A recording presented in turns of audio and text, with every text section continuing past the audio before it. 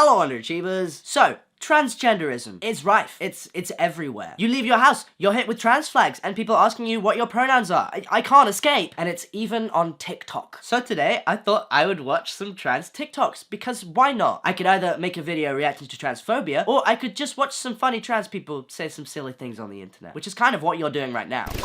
Before we do that, I just gotta do the quick thing. I am currently on tour in America right now. If you are gay of any sort, you would love it. And if you're not gay and you like music, I think you would also love it. It's just a fun time. Here are the dates. The tickets are cheap and we can just hang out. We can just have fun. You can shout encouragement at me. Me 13, getting my first binder. I know this. I know this feeling. This feels great. Where are your titties? My parents being like, where are your titties? I remember that one. The story of me getting my first binder. Let's go. So, somehow I knew at the age of 5 years old that I was supposed to have a flat chest and that I, you know, enjoyed having things in my underwear that made it look like I had a thing there. You know what I'm saying. I knew that at the age of 5, and you know, I grew up looking like a little boy my entire life. People would assume I was a little boy. They'd be confused when I told them my name. They'd be confused when I told them I wasn't a little boy. And then when I was maybe like 10 or 11, my mum gave me the talk being like, look, you're gonna get boobs, you're gonna grow boobs, and we're gonna have to deal with that, and you're gonna have to wear a bra. In my mind, I was like, that's silly. Not me. And then eventually it happened, and I got a sports bra. My mum gave it to me. I threw it down the back of my bed where it stayed for maybe a year and a half, which was way too long to not be wearing a sports bra, because you know the nipple situation, you know the nipples. And then eventually I gave in because somebody made a comment in the changing room being like, you really need a bra. So I was like, look, I'm just gonna have to wear a bra. Cut to the age of like 13, 14, puberty's going, I'm really uncomfortable. I realized that I've been suppressing a lot, and I saw transgenderism. I thought this would be a fun hobby. I'm joking, by the way. It was way more painful than that. I learned about trans stuff online, and I tried to tell myself that I wasn't trans, and it was just a crazy coincidence that I told people I was a little boy when I was 5, and I still wanted to be a boy. That was just crazy. So anyway, I realized what binders were, and I decided to buy a really cheap binder from Amazon, because I thought, for some reason, that if I wore a binder and I didn't like how it felt, that would mean that I wasn't trans and I just didn't have to worry about it. So I bought a binder hoping that it would prove that I wasn't trans. Obviously, the exact opposite happened, and I would wear that shit. I would wear that shit all day. I'd wear it in my room and I'd feel so much better, but you know, I knew that my parents would maybe notice. Actually, no, my dad would never notice. That's not something that he would notice. But at one point, I was in the back of the car and my mom was driving and she was like, so, where have your boobs gone? I feel like you had more boob. I feel like there was more boob there, and now it's not, and I'm just confused. Like, you haven't lost weight. Like, where are the boobs? I told my mom, I was like, you know, I'm just wearing a really tight sports bra, because, you know, so you know when you just don't want boobs? You know, sometimes you're a girl and you just don't want boobs. You just don't want boobs. And my mom, I remember the look on my mom's face. She was concerned. Not because she was worried that I was trans. She was just very confused. She was like, oh, no, I don't get that. And then the conversation kind of ended. So, like, I absolutely understand that fear, and from that point on, I was kind of scared to wear a binder around anybody that knew me as a girl, so I would just layer up. Anyway, that was a very long story just from one TikTok. Let me distract you from these TikToks for one moment. Hello, trans person. If you're watching this, I assume you're trans. If you're not, ally. I just wanted to check in and ask what the vibe is. Are we feeling good vibrations? If not, let me tell you something. I got sent this little guy from Lovehoney. He's called the We Vibe Touch X. And let me just tell you, if you're trans, if you're not trans, this guy is for you. If you haven't guessed already, yep, it's a vibrator. And he's actually one of Lovehoney's bestsellers, so he's very special. If you're a bit like me and you're maybe a little bit uncomfortable when it comes to masturbation, when it comes to sex, you know, the dysphoria that comes with it, I understand you. And what's really great about this is that regardless of your gender, regardless of your body shape, your body type, your body size, this will work on you. This is designed to work on any erogenous zone. Think of an erogenous zone. Like, are you kidding? It's actually known by some as the magic multitasker. It's waterproof, so you can use it in the bath. If that's your thing, you can use it in the shower. It's also very versatile, very flexible, and there are 8 levels of intensity, which is, that's very intense. Anyway, if you want to grab one, which really isn't very hard, it's very small, then there is a link in the description, as well as a 20% discount code. If you want to get 20% off, use code Noah20.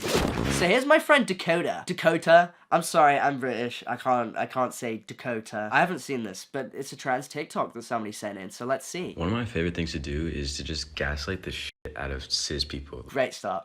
Great start. I know exactly where this is going. I'm really excited. Like one time I went to this rip and dip river float with one of my friends, and he's trans as well, but I had just gotten top surgery, so my scars were still pretty pink, and they hadn't been tattooed over yet, so they were just like very noticeable, right? And while we're there, we're confronted by this group of cis guys. They're drunk, obviously, like off their ass. And so we're just floating along, chilling, minding our business, and they point to my chest and they're like, what happened, what happened, what happened? Can I just say, this is my worst nightmare, and this is only my experience. I don't want to be like, guys, don't worry, that never happens, because that never happened to me. I'm very glad that that hasn't happened to me, because in this situation, I don't know what I'd do. Like, if there are a bunch of bros, I would just say I had a heart problem. Or either gynecomastia. I hear that that's what a lot of trans people do. Gynecomastia, by the way, if you didn't know, is pretty much cis men just grow a bit of breast tissue, so it looks like they got little titties, and you know what, if you have bad gynecomastia, the surgery that you get leaves the same scars that a mastectomy leaves, which is what I had. So maybe I would say I had gynecomastia. And obviously, like, we're in southern Texas. I don't want to just out myself to a bunch of strangers in an enclosed area, you know?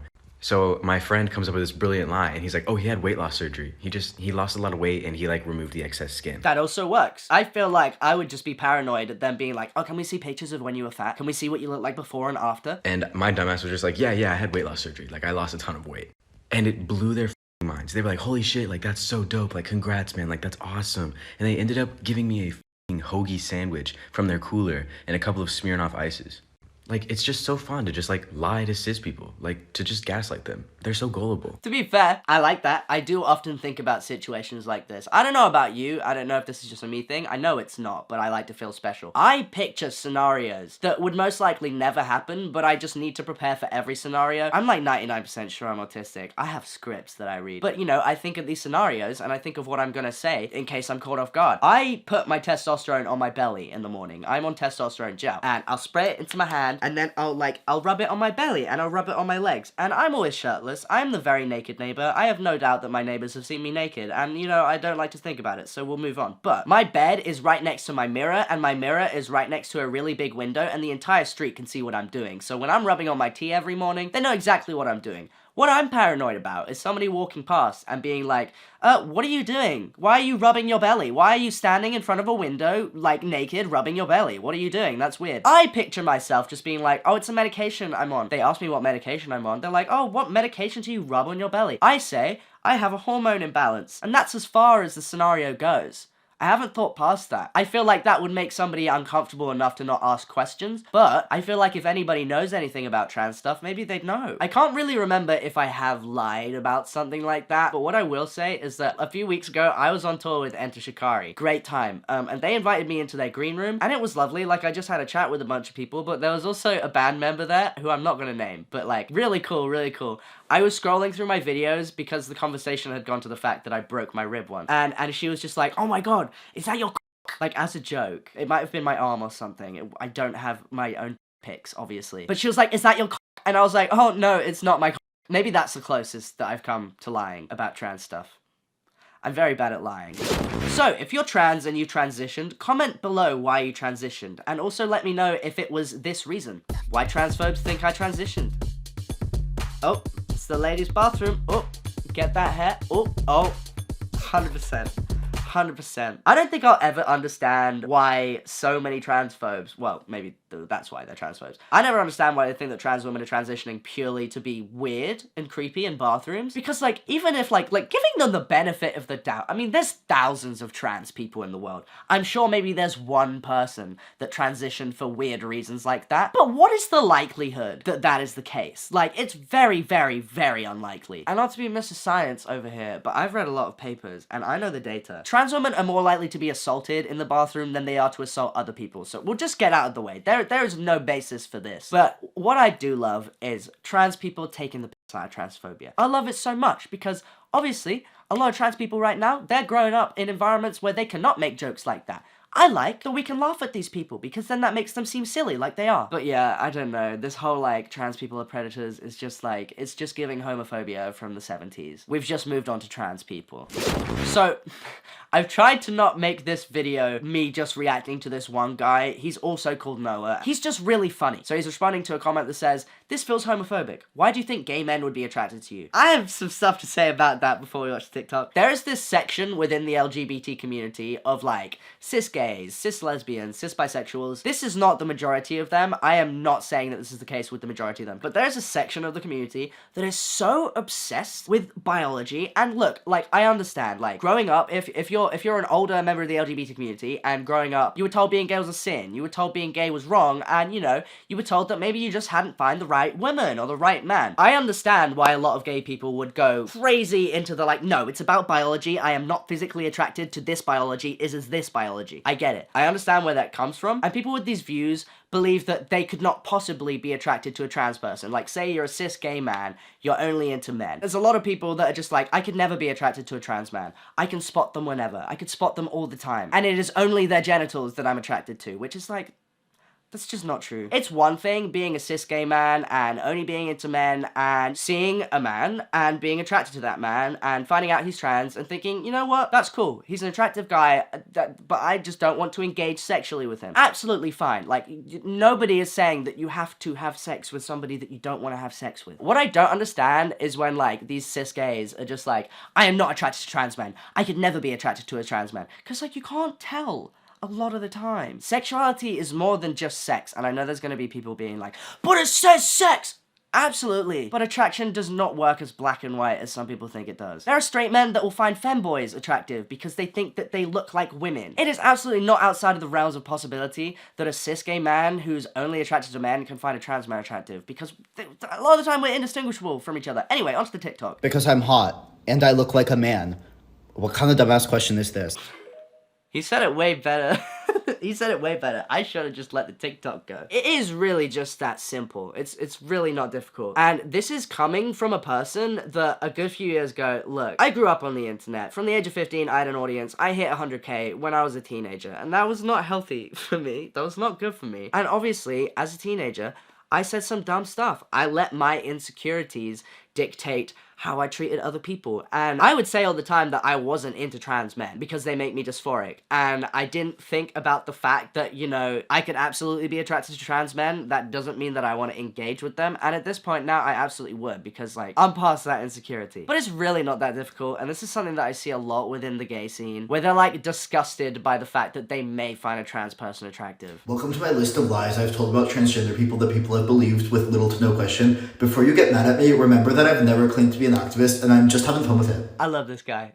Absolutely, yeah, being trans and talking about being trans does not make you an activist. I told someone that before you start hormones, you have to take classes on how to be transgender for 3 months. I also told them that this used to have to be in person, but because of COVID, you can do it online now. To be fair, sure it's a lie, but in a lot of cases, there are some places that do require you to have, like, a certain amount of therapy, have a certain amount of appointments before you can transition. So it's a lie, but... I told my grandmother that transgender people can only eat foods that start with the letter P. No one else in the world would have believed this, but since she thinks it's like a weird online cult, it worked. Yeah. I love interacting with elderly people in terms of trans stuff. It's really funny. I mean, I hadn't seen one of my nans in 5 years, and she came over from France, and one of the first things she said to me was, I really hope you don't regret that surgery that you had. Gold. Absolute gold. I think if we're gonna have to deal with elderly people saying dumb stuff about trans things, we should be able to tell little lies. I have told several people that testosterone makes you grow balls. This has had about an 80% success rate. Not everyone buys it. I don't know why, but when it comes to trans stuff, I feel like a lot of the population, their brains just stop working. Like, their brains just shut off. Logistically, where would the balls grow from? Would they just pop out from inside of you? I also told someone that instead of choosing your own name, an elder trans person actually picks it for you. So if you ever meet a transgender person with a shitty name, it's just because that other person didn't like them.